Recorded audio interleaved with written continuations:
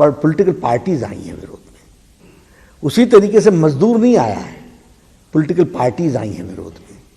मजदूर मोदी जी के साथ खड़ा है, विपक्ष एक नारा लगा रहा है किसान विरोधी नरेंद्र मोदी। हाँ, ये पार्टी करी ना, पॉलिटिकल पार्टी जो खुद अपने मैनिफेस्टो में लिखती है कि हम ये रिफॉर्म्स लाएंगे।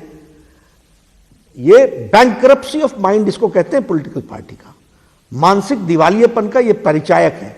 2019 के कांग्रेस के मैनिफेस्टो में साफ लिखा है कि हम फार्मर्स रिफॉर्म्स लाएंगे, हम मार्केट से फ्रूट्स वेजिटेबल्स को मंडी से आज़ाद करेंगे, हम अपना एसेंशियल कमोडिटीज एक्ट में 1955 को परिवर्तन लाएंगे, हम कलेक्टिव फार्मिंग के लिए कॉन्ट्रैक्ट फार्मिंग के लिए हम कानून लाएंगे।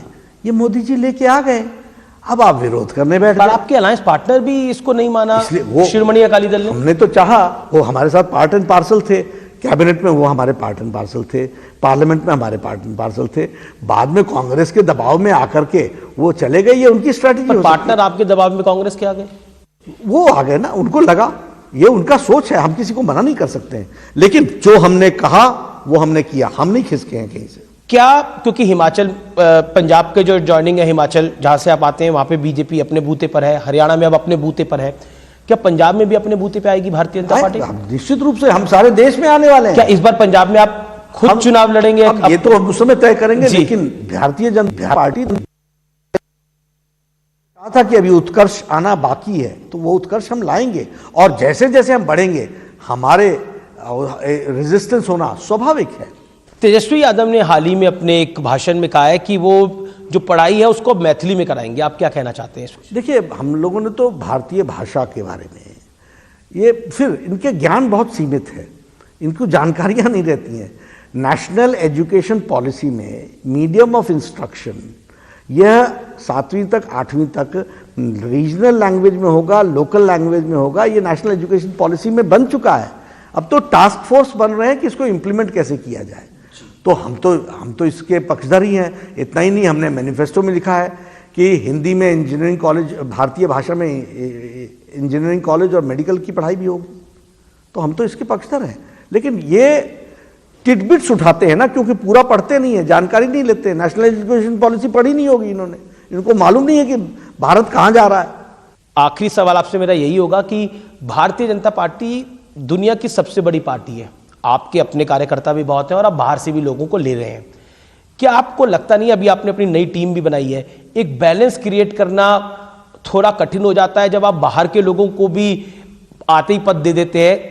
मौजूदा कार्यकर्ताओं में, मौजूदा नेताओं में जो आपके मौजूदा हैं, कई दशकों से आपके साथ लगे हुए हैं, उनमें एक विरोध होता है इससे? बिल्कुल नहीं, हमारे यहाँ सब चीज़ें बहुत सोच समझ करके की जाती हैं।